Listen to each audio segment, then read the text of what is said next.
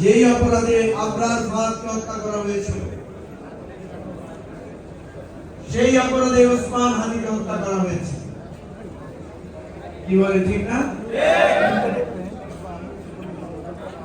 আপনারা জানেন আবরার ফাহাদ আমাদের এই ফেনী নদীর পানির হিস্যার জন্য সে একটা প্রতিবাদে ফেসবুকে পোস্ট দিয়েছিল।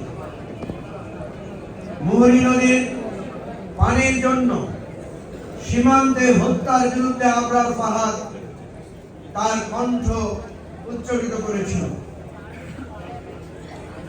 ওসমান হাদিকে হত্যা করা হয়েছে সেই জন্য, যেই জন্য আমাদের প্রিয় ভাই বন্ধু, আমাদের